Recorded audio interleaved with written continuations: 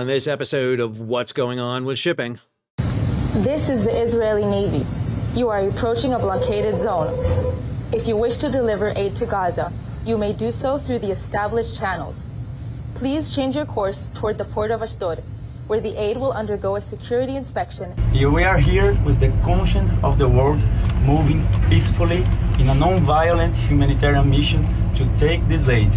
You are not allowed by international law to stop us. Therefore, we do not comply with your request. I am your host, Sal Merlano. Welcome to today's episode. So this video has garnered a little bit of attention, and the fact that I did not mention it in yesterday's What the Ship has also garnered a little bit of attention. I give you this comment on that said video. Hi, Sal, very polite.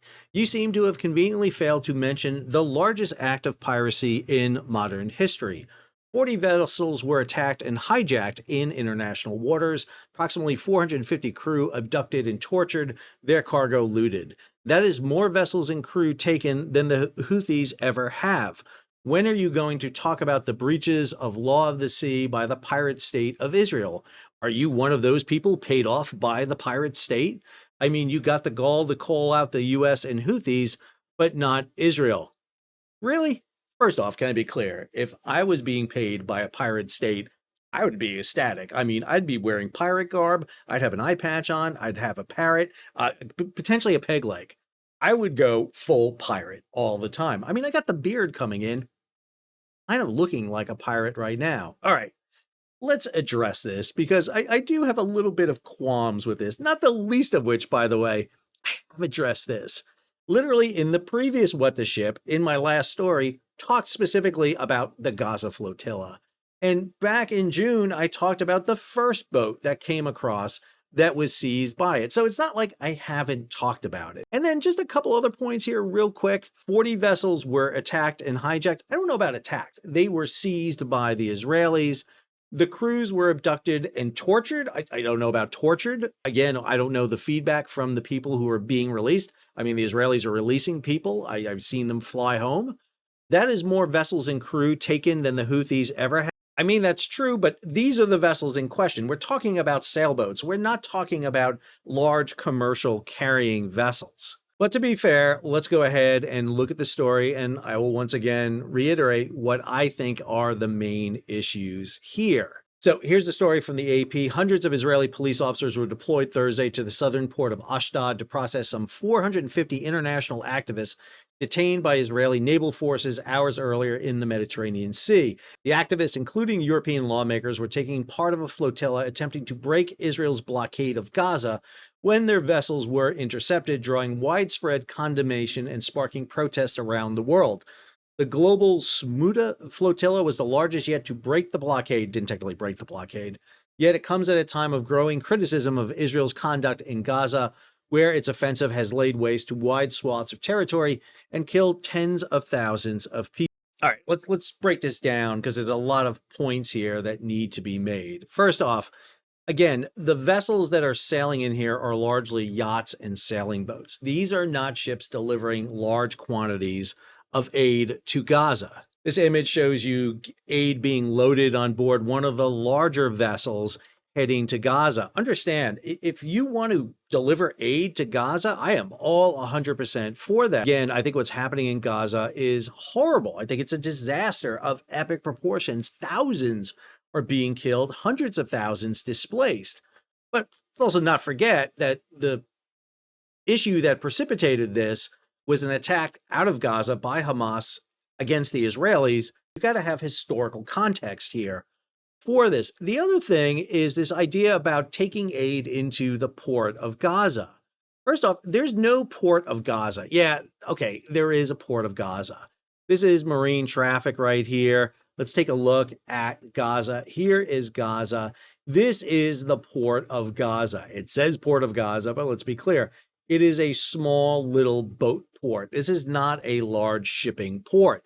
If you want to get aid into Gaza to sustain the millions of people that are there, you either have to go into Ashdod up here in Israel or down here to El Arish in Egypt, where you can bring significantly sized vessels in.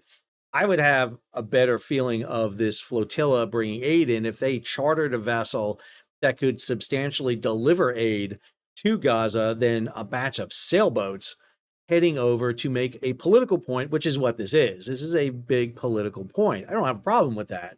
But let's not sit there and say that this group is bringing in huge amount of aid. The other thing we have is the legal issues that are at play here.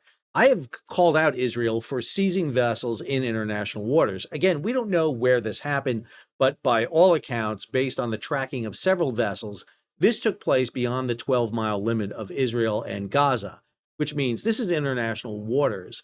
Now, Israel does not have a right to seize and board vessels and take them in to port in vessels that are conducting the right of free passage. If you're conducting innocent passage, much like I argue the Houthis are challenging under Article 19 of UNCLOS, then you can do it. The problem you get into is this, is that Israel has declared a blockade around Gaza. They've done this since 2007.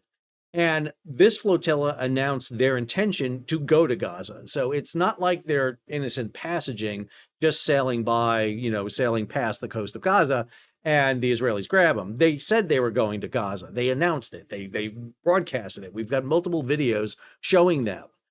That is a problem. And therefore, it creates the dilemma that we have between Israel and this flotilla. I still disagree that Israel has the right to grab these people. Even if they announced it, you cannot preemptively stop a crime before it happens. This is not a Tom Cruise movie where we have the thought police that do this.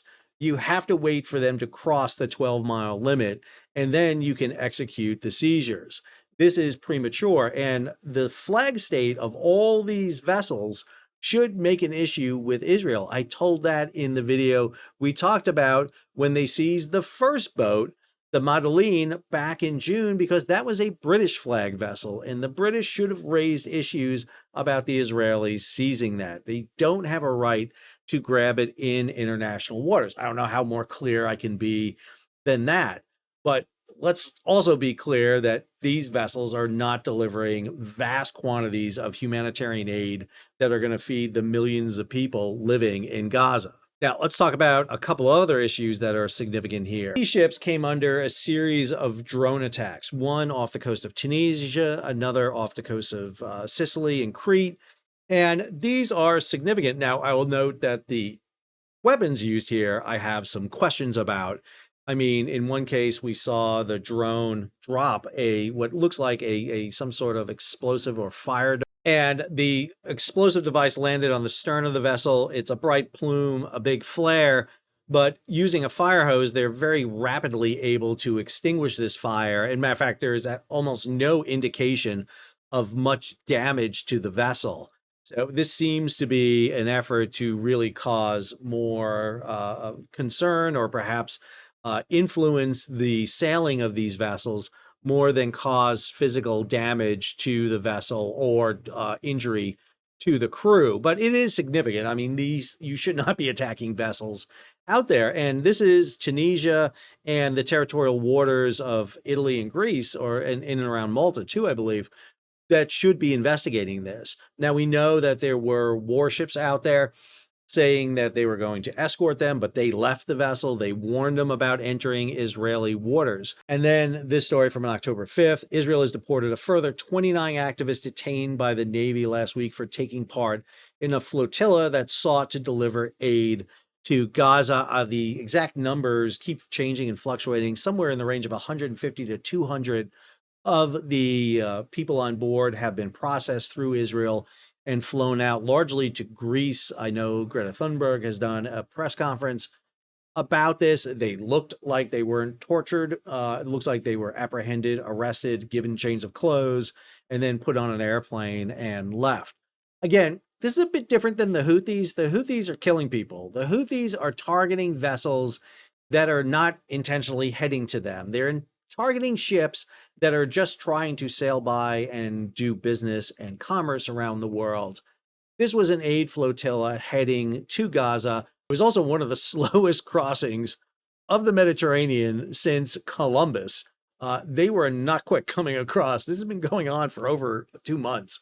So it's not like they were breaking any speed records getting across. And again, if they wanted to draw attention, this is what they wanted. This is what they want. They want me doing a video about this because they want attention to it. However, when it comes to international law, I will call out the US when they break US law, international law. I'll call out the Israelis, and I'm damn well going to call out the Houthis who break international law on almost a daily basis.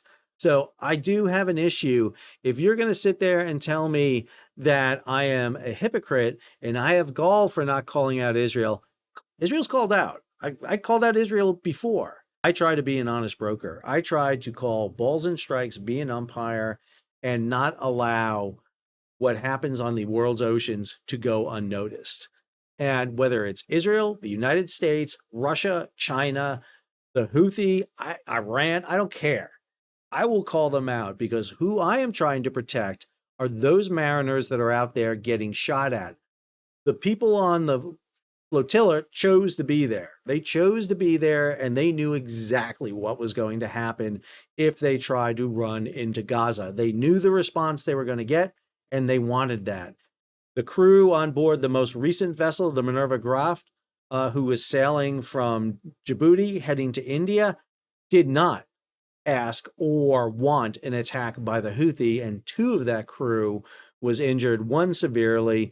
The crew on board the Eternity Sea, 4 killed, were trying to do their jobs. So I'm not being a hypocrite.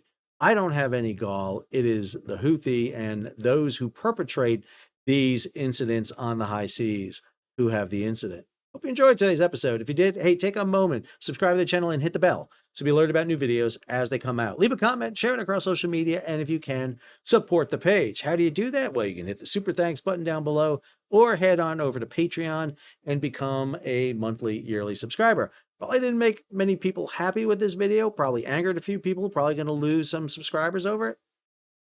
I'm going to call balls and strikes, people. I'm sorry. I am not going to back off on these issues, but I'm also not going to get called out by somebody. Notice I didn't delete that comment. I don't delete comments. The only comments I ever delete are derogatory or those that are offensive or threatening to people on the channel. Till the next episode, it's out. I don't know.